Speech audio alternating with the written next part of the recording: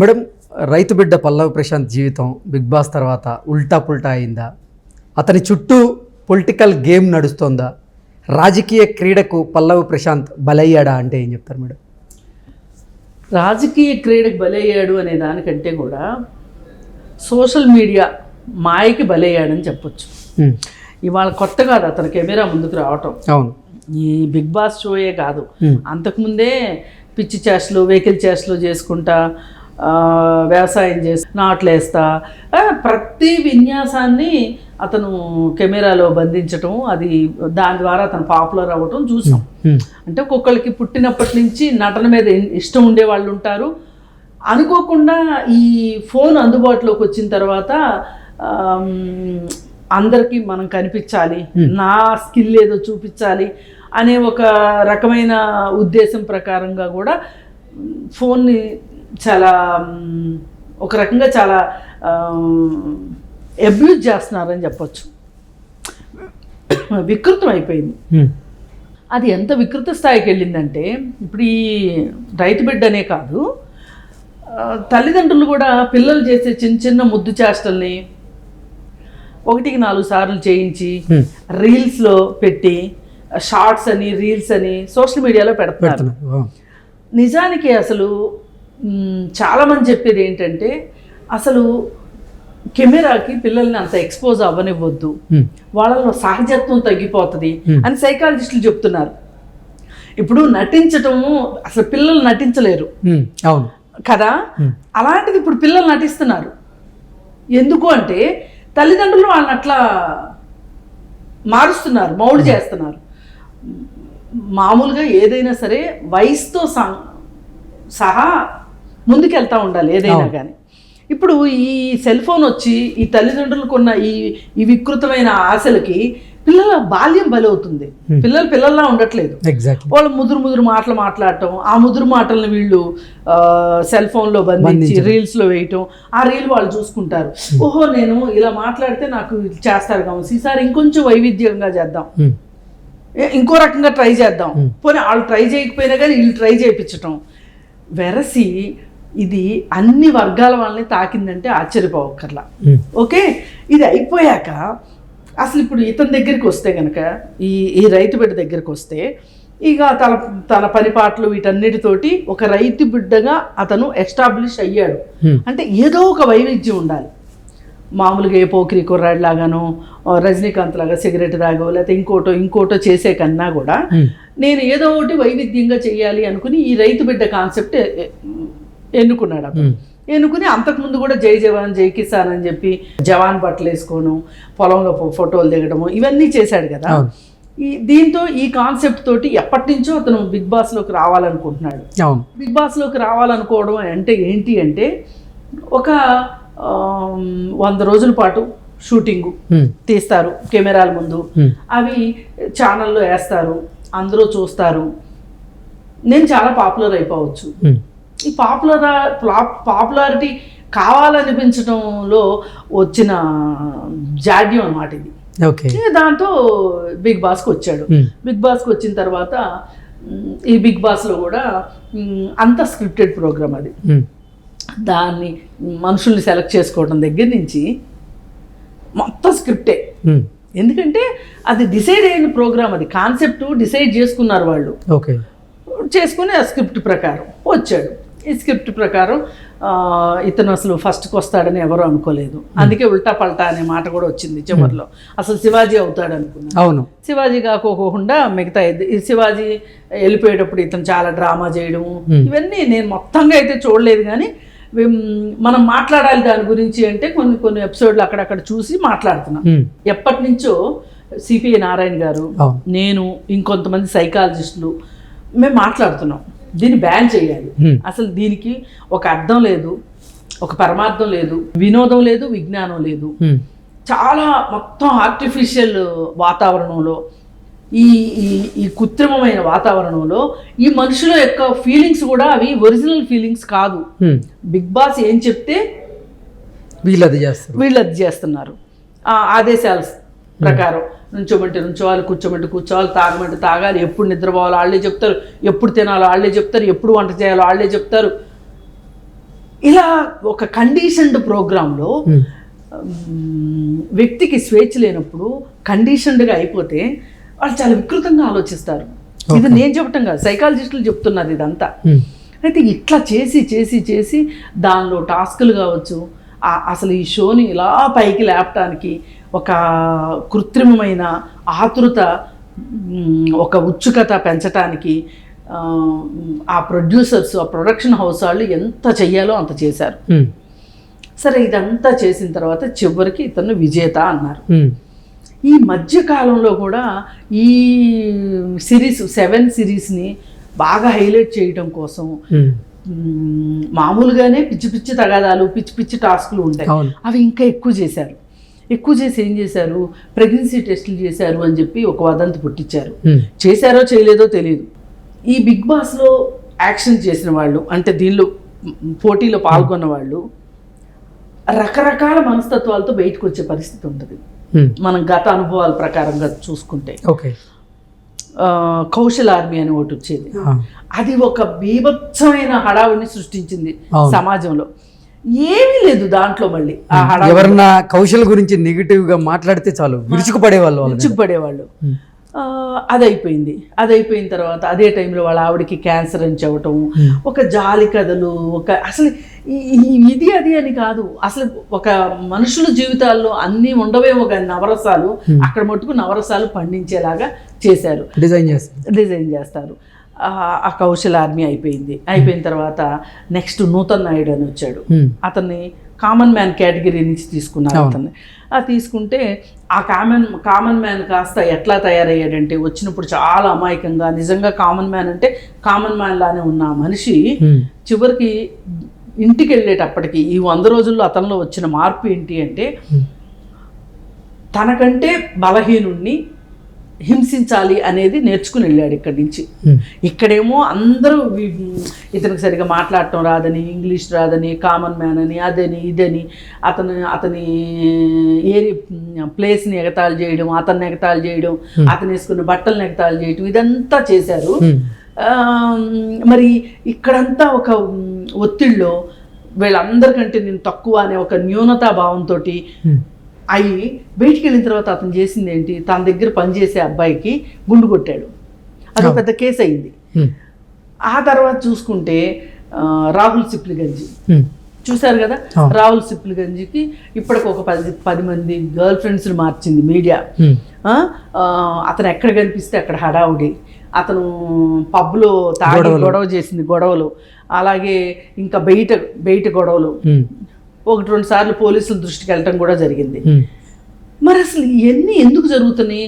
ఈ బిగ్ బాస్లోకి రాకముందు అతను ఏదో తన మానాన్ని తను పాటలు పాడుకుంటా, తన వృత్తి ఏదో చేసుకుంటా, అతను తనదైన జీవితం తను గడుపుతూ ఉండేవాడు.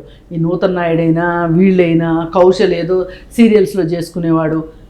అయిపోయింది. తర్వాత మొన్న 2 లేడీ కంటెస్టెంట్స్ సీజన్ 5లో వాళ్ళు, 6లో వాళ్ళు హిమజ ఏదో ఉంది, వాళ్ళు రేవ్ పార్టీలో దొరికారు. వాళ్ళ ఇంట్లోనే రేవ్ పార్టీ చేస్తారు. మరి ఇవన్నీ చూస్తుంటే అసలు ఇక్కడికి వచ్చిన వాళ్ళు ఎక్కడ తేలుతున్నారు అని చూస్తే, ఇప్పుడు ఏకంగా 14 రోజులు రిమాండ్ విధించే రిమాండ్ ఖైదీగా మారిన పరిస్థితి. ఇప్పుడు అవన్నీ చిన్న చిన్న విషయాలు జరిగినాయి, అరెస్టులు అయినాయి, ఏదేదో అలా నడుస్తూ వచ్చింది. ఇది చూస్తే ఇంకా పెద్ద విధ్వంసం, ప్రభుత్వ ఆస్తులు ధ్వంసం, అలాగే విధిలో ఉన్న పోలీసుల్ని విధులకి ఆటంకం కలిగించటం, పోలీసు వాహనాలని ధ్వంసం చేయటం, రాళ్ళు రుబ్బుకోవడం, ఇవి చిన్న నేరాలు కాదు. అంటే అతను చేయించాడని నేను అనట్లా, కానీ చివరికి అతనే బాధ్యుని చేశారు. ఎందుకు బాధ్యుని చేశారు? అతను ఒక అనామకుడు. ఎంత రైతు బిడ్డగా పాపులర్ అయినా అతనికి ఒక సపోర్ట్ లేదు, డబ్బు లేదు, అంగబలం అర్ధబలం లేదు. కాబట్టి అతన్ని ఇప్పుడు బలి చేశారు. ఓకే, అంటే అతన్ని టార్గెట్గా తీసుకొని ఈ పొలిటికల్ డ్రామా, ఈ పొలిటికల్ గేమ్ అంతా నడిచిందంటారు. పొలిటికల్ డ్రామా నెక్స్ట్ వస్తుంది ఇప్పుడు. అయితే అతనైతే బలయ్యాడు కదా ఇప్పుడు. మరి ఇప్పుడు ఈ బలైన విషయాన్ని క్యాష్ చేసుకోవాలని కొంతమంది చూస్తున్నారు.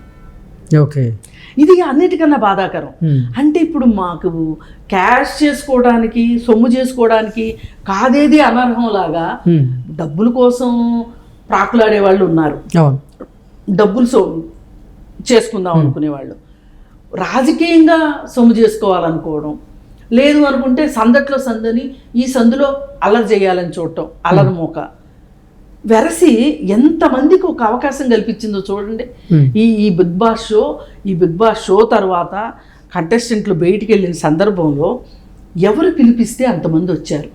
ఇవాళ మన ఊర్లో దొంగతనాలు జరుగుతున్నాయి, అందరం కలిసికట్టుగా దొంగలను ఎదుర్కోవటానికి ఒక దళంగా ఏర్పడాలి, అంటే ఒక జట్టులాగా ఉండి మనం దొంగల్ని ఎదిరిద్దాము, మన ఊరిని కాపాడుకుందాము అని మీరు ఒక ఊర్లో పిలిపించి చూడండి, ఎంతమంది వస్తారో చూడండి. ఒక కాలనీలో ఏదన్నా జరుగుతుంది, మనం అందరం కలిసికట్టుగా దాన్ని ఎదిరిద్దాము, లేదు ఒక కాలనీలో ఒక మంచి పని చేయాలి, ఒక పొలిటీషియన్ దగ్గరికి వెళ్ళి అడుగుదాము, లేదంటే ఒక గవర్నమెంట్ ఆఫీస్ దగ్గరికి వెళ్దాము అని అంటే వచ్చేవాళ్ళు ఎంతమంది చెప్పండి? ఎవరికి వాళ్ళు రాజుగారి ఇంట్లో పాల క్యాన్లు పాల్లాగానే నేను వెళ్ళకపోతే ఏమైంది, వాళ్ళు వెళ్తారని, వాళ్ళు వెళ్ళకపోతే ఏమైంది, ఇంకోళ్ళు వెళ్తారని అనుకుంటారు తప్పితే స్వచ్ఛందంగా ముందుకు వచ్చేవాళ్ళు ఉన్నారా? దేనికైనా ఒక మంచి పని అంటే. మరి అలాంటిది దీనికోసం ఇంతమంది ఎట్లా వచ్చారు, అన్ని వేల మంది ఎట్లా వచ్చారు, ఆ రభస ఏంటి అసలు? ఇప్పుడు ఈ వచ్చిన వేల మంది ఉద్దేశం ఏంటి, దేనికోసం వచ్చారు, వాళ్ళందరినీ ఇక్కడికి నడిపించిన విషయం ఏంటి? ఇదేమన్నా స్వాతంత్ర పోరాటమా, లేకపోతే ఇదేమన్నా దేశం కోసం ప్రాణాలు అర్పించిన విషయమా? కాదు కదా. మరి ఎలా వచ్చారు వీళ్ళందరూ, ఎందుకు వచ్చారు, వీళ్ళ ఉద్దేశం ఏంటి? వాళ్ళ ఇంట్లో పక్కింట్లో ఏదైనా జరుగుతుంది అంటే పట్టించుకొని వాళ్ళు ఈవేళ అది ఇది కాదు అంటే రోడ్డు మీద ఏదైనా ఇద్దరు కొట్టుకుంటున్నారు అంటే వాళ్ళని విడదీద్దామని చూడకుండా సెల్ ఫోన్లో వీడియో తీసేవాళ్ళు, రోడ్ల పక్కన ఎవరన్నా పడిపోయి ఉంటారు యాక్సిడెంట్లు అయ్యి, వాళ్ళని ఏమన్నా 100కి కాల్ చేద్దామన్నా బుద్ధి జ్ఞానం కూడా లేని పరిస్థితిలో ఇవాళ మనుషులు ఉంటే, యూత్ ఉంటే, ఈ యూత్ అక్కడికి ఎలా వచ్చారు, రప్పించింది ఎవరు? దీని వెనక ఏ రాజకీయ కోణమన్నా ఉండాలి, లేదు అంటే ఛానల్ వాళ్ళన్నా పిలిపించి ఉండాలి. ఇప్పుడు ప్రముఖంగా ఒక వీడియోని స్పష్టంగా చూపిస్తున్నారు. ఏంటి, ఒక అతను గులాబీ కండువా వేసుకుని ఉన్నాడని, పైగా ఇతనికి హరీష్ రావు ఫోన్ చేశాడు అని. అంటే ఈ రాష్ట్రంలో శాంతి పద్ధతులు కట్టడి చేయడంలో కొత్త ప్రభుత్వం విఫలమైంది అని హరీష్ రావు ఏమన్నా సమాజానికి ఓ సంకేతాన్ని పంపదలుచుకున్నాడా? ఇది నిజంగా పోలీసుల వైఫల్యమే అంటారు ఎవరిని అడిగినా. వాళ్ళ పని ఏంటి, శాంతి భద్రతలు కాపాడటమే కదా అంటారు. మరి కాపాడలేదు కదా. బస్సులు పగిలిన దాకా వీళ్ళు ఏం చేస్తున్నారు, పోలీస్ వాహనాలు పగలు కొట్టించుకున్న దాకా ఏం చేస్తున్నారు వీళ్ళు? అసలు అంటే ఒక వ్యక్తి కోసం వచ్చిన వాళ్ళు పోలీసుల మీద దాడి చేసేదాకా, అలాగే బస్సుల మీద రాళ్ళు రువ్వి బస్సు అద్దాలు పగలు కొట్టేదాకా వచ్చిందంటే అసలు ఏంటి, దీని వెనక కారణం ఏంటని అక్కడికే వస్తున్నా. ఇది ఇప్పుడు ఆ ఇన్ హౌస్ లోపల జరిగే ప్రోగ్రామ్ ఎంత స్క్రిప్టెడ్ ప్రోగ్రామో, ఈ గొడవ కూడా అంతే స్క్రిప్ట్ అని నేను అనుకుంటున్నా.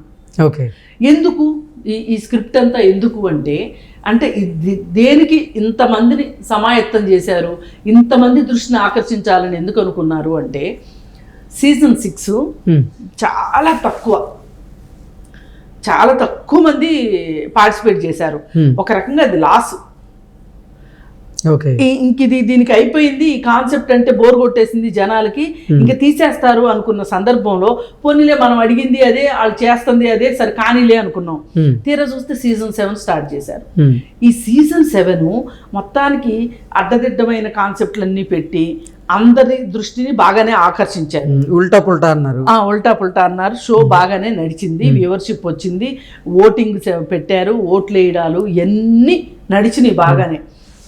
అయిన తర్వాత ఇప్పుడు ఇంత వచ్చిందాన్ని ఇంకా క్యాష్ చేసుకోవాలి, చేసుకుంటేనే సీజన్ 8కి ఇది ఒక ప్రాతిపదిక అవుతుంది అనే ఉద్దేశంతో వాళ్ళు ఇదంతా చేశారని అనిపిస్తుంది. లేకపోతే ఏ ఉద్దేశం లేకోకుండా, ఏ అర్థము పరమార్థం లేకోకుండా ఇంత గొడవ ఇంతమంది రావటం అయితే జరగదు. పైగా ఇంకోటి ఏం చెప్తున్నారు, అతన్ని చిత్రపురి దాకా పంపించేశారు, అతనే మళ్ళీ వచ్చాడు వెనక్కి అని చెప్తున్నారు. కానీ అతను రప్పించింది ఎవరు?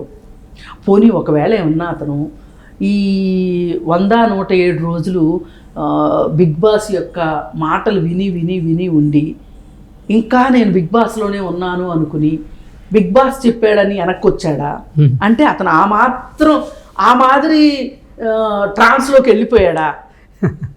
ఓకే. ఎందుకు వచ్చాడు వెనక్కి? అక్కడికి వస్తే పచ్చడి చేస్తారని తెలుసు, అక్కడ చాలా మంది ఉన్నారని తెలుసు. అప్పటికీ పోలీసులు చెప్పారు, పోలీసులతో వాదిస్తున్నాడు. నేను రైతు బిడ్డని అంటే నా కోసం ఇంతమంది అభిమానులు వచ్చారు, వాళ్ళని కలవనీయకుండా చేస్తున్నారు మీరు.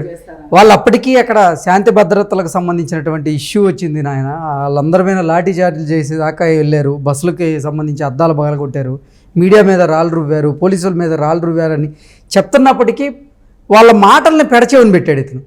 ఇదంతా ఏంటంటే అండి, ఒక విచక్షణ జ్ఞానం కోల్పోయిన తర్వాత, పునరాలోచించటం లేకుండా అయిపోయిన తర్వాత మనిషి అలాగే బిహేవ్ చేస్తాడు. ఇప్పుడు ఒక మత్తు అంటారు, అది అందరూ కలిసి నన్ను గెలిపించారు అనే మొత్త, లేకపోతే నేను రైతు బిడ్డ అనే కాన్సెప్ట్ నేను పెట్టుకుని అందరి మనసులను గెలిచేశాను అంటే నేను అనుకున్నది జరిగింది అనే ఒక విజయ గర్వమా, ఏదన్నా కానివ్వండి. ఆ 100 రోజులు అలా బయట ప్రపంచంతో సంబంధం లేకుండా, ఫోన్ లేకోకుండా, మాటామంతి లేకోకుండా బయట మనుషులతోటి ఉండటం వల్ల వచ్చిన మానసిక వైకల్యమా, ఏదన్నా కానీ అతను ఆ విధంగా బిహేవ్ చేయటానికి లేదు. ఇవన్నీ కాదు, అతన్ని కావాలనే వెనక్కి పిలిపించారా, లేకపోతే ఎవరైనా అంత ఉద్రిక్తల్లోకి తాను సూపర్ హీరో, నేను హీరోని, నేనే అందరినీ కొట్టగలను. ఇప్పుడు సినిమాలో చూపిస్తారు కదా, ఒక హీరో 10 మంది విల్లల్ని కొట్టడం, అలాంటి ట్రాన్స్లోకి ఏమైనా వెళ్ళిపోయాడా, అతను ఇంకో ప్రపంచంలో జీవిస్తున్నాడా అని ఎన్నో అనుమానాలు రాకమానం. లేదు ఎవరైనా వెనకుండి ఈయన అసలు పంపించారా ఇది వీటిలో ఏదో ఒకటైతే వాస్తవం. ఇక్కడ ఏది జరిగినా ప్రమాదమే. ఇక్కడ ఎవరంతా పనిగట్టుకుని దీన్ని అవకాశంగా తీసుకోవాలనుకుంటున్నారు అనేది కదా ప్రశ్న. దీనికి మట్టుకు ఒక రాజకీయ కోణం అయితే పునుకుంటుంది అనేది అర్థమవుతుంది. పైగా ఇప్పుడు ఇవన్నీ కాసేపు పక్కన పెట్టేస్తే, బలహీనుడే అనే నానుడి నిజం చేసింది వాళ్ళ ప్రభుత్వం కూడా, పోలీస్ వ్యవస్థ కూడా. ఎట్లా అంటే, అసలు ఏదైనా ఒక సంఘటనకి జరిగింది అంటే దాని మూలాల్లోకి వెళ్ళాలి. అసలు ఇక్కడ ఇంత గలాటా ఎందుకు జరిగింది? బిగ్ బాస్ ప్రోగ్రాంలో అతను విజేతగా వచ్చాడు కాబట్టి జరిగింది. దానికంటే ముందేంటి, ఒక హోస్ట్ ఉన్నాడు, ఒక బిగ్ బాస్ హౌస్ ఉంది. దానికంటే ముందేంటి, ఒక ప్రొడక్షన్, ఒక టీవీ ఛానల్ ప్రసారం చేస్తుంది దీన్ని. దానికంటే ముందేంటి, ఎవరో ఒకళ్ళు దీన్ని ప్రొడక్షన్ హౌస్లో ఇది ప్రొడక్షన్ జరిగితేనే వాళ్ళు హక్కులు కొనుక్కున్నారు, ప్రసార హక్కులు కొనుక్కున్నారు. ఆ హక్కులు కొనుక్కుని వాళ్ళు ప్రసారం చేశారు. ఇంత ఉంది కదా స్టోరీ. వీళ్ళందరినీ వదిలేసి ఈ పల్లవి ప్రశాంత్ని ఒక్కడిని A1 గాను, వాళ్ళ తమ్ముడిని A2గా పెట్టడం ఏంటండి? ఇది అన్యాయం కదా. ఇప్పుడు అతను ఏమైనా నేనే నటిస్తాను, బిగ్ బాస్ చేయండి అని అతను ఏమైనా అడిగాడా?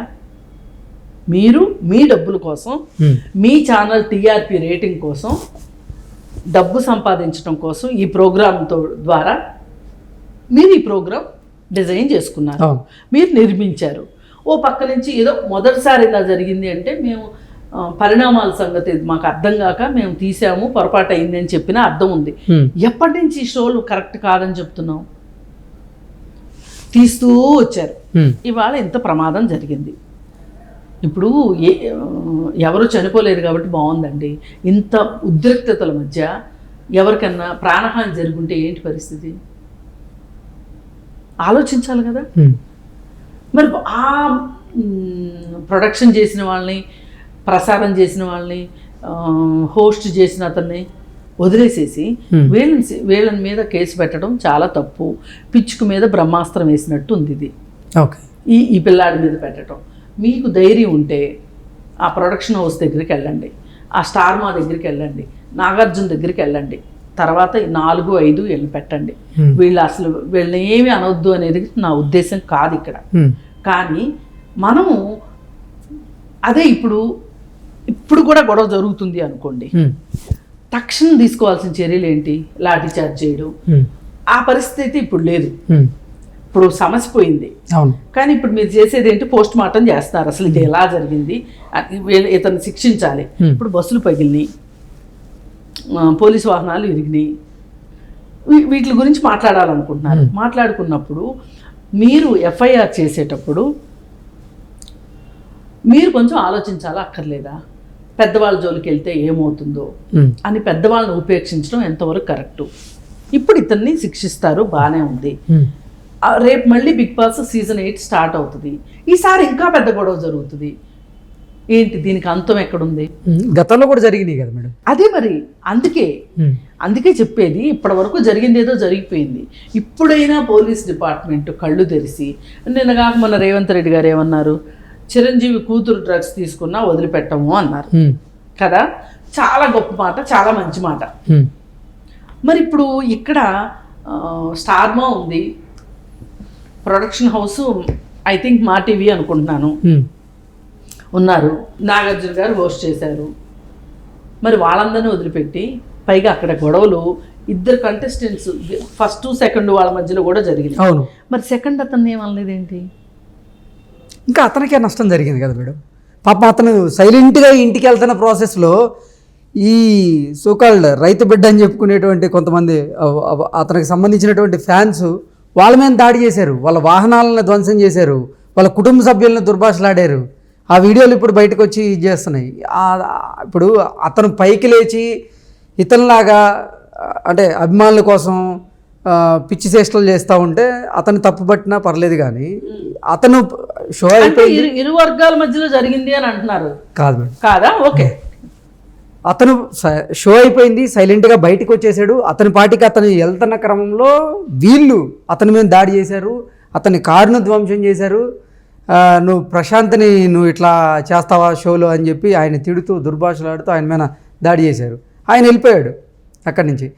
ఇక్కడ అసలు అంటే పల్లవి ప్రశాంత్ని టార్గెట్ చేసింది ఏంటంటే పోలీసులు, అల్లర్లు జరుగుతున్నాయి, లా అండ్ ఆర్డర్ ఇష్యూ అయ్యే అవకాశం ఉంది, నువ్వు దయచేసి వెనక గేట్ నుంచి వెళ్ళిపో, అంటే విజయోత్సవాలకు సంబంధించినటువంటి ర్యాలీలు ఏదైనా పెట్టుకోవాలంటే మీ ఇంటి దగ్గర పెట్టుకో, ఇప్పుడు కుదరదు అని చెప్పి వాదించిన ఈయన వాళ్ళతో వాదించే క్రమంలో కొన్ని మాటలు అన్నారని, ఆయన రెచ్చగొట్టేటువంటి కొన్ని వ్యాఖ్యలు చేశారని, అలాగే పర్మిషన్ లేకుండా ఆయన పైకి వచ్చి అభిమానులను ఉద్దేశించి కొన్ని ర్యాలీలు తీశారనే ఉద్దేశంతో అల్లర్లకి కారణమై అయ్యారని చెప్పి ఇతను తీసుకెళ్లారు. అంటే రెండు రన్నరప్కి దీనికి అసలు సంబంధమే లేదు. ఏదేమైనానండి, అసలు ఇలా ఒక అల్లరి చిల్లరి మోకని వాళ్ళ మనసులో ఎక్కడో ఉన్న ఒక చెడుని బయటికి తీసుకురావడానికి ఈ షో ఉపయోగపడింది. కానీ ఒకవేళ మనిషిలో చెడేదన్నా ఉంటే దాన్ని చంపి మంచిని పైకి తీసుకురావడానికి ప్రసార సాధనాలు ఉపయోగపడాలి. వినోదం అనేది కానీ విజ్ఞానం అనేది కానీ ఇప్పుడు ఈ షోల ద్వారా పంచుతున్నాము అంటే అప్పుడు ఉపయోగకరం. కానీ ఇలా ఈర్ష్యా ద్వేషాలని తగాదాన్ని ప్రేరేపించేలాగా ఇది ఒక రకంగా నాకు ఆటవికంగా అనిపించింది అదంతా చూస్తే. ఆ ఆటవికంగా ఒక మనిషి చేశాడు అంటే ఆ చేయడానికి అతన్ని ప్రేరేపించిన విషయాలు వల్ల కదా ఇదంతా. నేను అక్కడ కవరేజ్కి వెళ్ళాను మేడం, నేను షాక్ అయ్యాను. అసలు ఎంతమంది జనం, ఒక పర్పస్ లేదు, ఏం లేదు.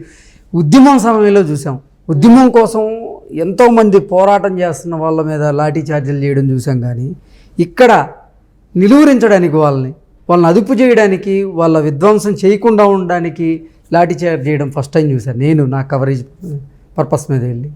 లేదండి, ఇంత గందరగోళాన్ని సృష్టించడానికి, ఇంతమంది మనసుల్ని విషతుల్యం చేయటానికి, అంటే ఏమైనా చేసేద్దాం అనిపించేంత బరితెగింపుకి కారణమైన ఈ షోను మట్టుకు బ్యాన్ చేయాల్సిందే. పైగా ఖచ్చితంగా ఆ బస్సులకు జరిగిన నష్టానికి కావచ్చు, పోలీస్ వ్యాన్లకు జరిగిన నష్టానికి కావచ్చు, దేనికైనా సరే ఎవరైనా ఇన్సూరెన్స్ క్లెయిమ్ చేసుకున్నా వాళ్ళందరికీ ఇన్సూరెన్స్ కంపెనీలు ఇన్సూరెన్స్ ఇవ్వడానికి వీల్లేదు, ఆర్టీసీ నష్టపోవడానికి వీల్లేదు. ఈ డబ్బులు మొత్తం మా టీవీ యాజమాన్యమే భరించాలి. స్టార్మాలో ప్రసారం అయింది కాబట్టి వాళ్ళే దీనికి మొత్తం బాధ్యులు.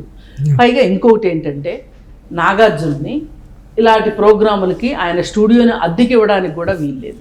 మన చట్టం చెప్తుంది ఏ కార్యక్రమానికంటే ఆ కార్యక్రమానికి నీ ఆస్తిని అద్దెకి ఇవ్వడానికి వీల్లేదు అని చెప్పి చెప్తారు. ఇప్పుడు పేకాట స్థావరాలు ఉన్నాయనుకోండి, పేకాట స్థావరం లైసెన్స్ లేని క్లబ్కి అంటే దొంగతనంగా ఆడుతున్నట్టే కదా. మీ ఇల్లు అద్దెకి తీసుకున్నారు అనుకోండి, మా ఇల్లు అద్దెకి తీసుకు మనం కూడా ఆ నేరంలో పాల్పంచుకున్నట్లే. అందుకని ఎవరైనా సరే ఆచితూచి అడుగేయాలి, డబ్బే ప్రధానం కాదు. ఈ సందర్భంగా ఇకనన్నా అలాగే ఈ అల్లరి చిల్లరగా తిరిగే పిల్లలు ఎవరైనా సరే కేసులు అంటూ జరిగితే ఆ రోజున ఒక 100 మందినో 150 మందినో అరెస్ట్ చేశారనుకోండి, ఇంకా గొడవలు అవుతాయని ఆగి ఉంటారు. కానీ లేదంటే తీసుకెళ్ళి స్టేషన్లో పెడితే వీళ్ళ మీద కేసులు పెడితే వీళ్ళ కోసం వచ్చేది ఎవరు? తల్లిదండ్రులేగా. ఒకవేళ మీరు చదువుకుంటున్న స్టూడెంట్స్ అయితే రేపొద్దున పై చదువులకు వెళ్ళాలంటే ఈ కేసులు ఆటంకమే కదా. మరి అసలు ఇంత రేపేం జరుగుద్దో అనే ఒక భయం లేకపోతే, భయము బాధ్యత లేకపోతే ఇలాగే జరుగుతుంది. ఇప్పుడు పోలీసులు కూడా ఏం చెప్తున్నారంటే భయము బాధ్యత లేదు కాబట్టి అవి రెండు నేర్పించడానికి ఈ కేసు పెట్టామని చెప్తున్నారు. అంటే ఒక రైతు బిడ్డకైనా భయము బాధ్యత మీరు నేర్పించాల్సింది. స్టూడియో వాళ్ళకి భయం బాధ్యత నేర్పించక్కర్లేదా? వాళ్ళకి భయం అక్కర్లేదా? వాళ్ళకి బాధ్యత అక్కర్లేదా? అందుకోసం మీరు చేసేది కరెక్ట్గా లేదు. ఈ విధంగా వాళ్ళను కూడా ఈ నేరంలో భాగస్వామ్యం చేయాలి అని కోరుకుంటున్నాను. Okay madam, thank you so much. Thank you.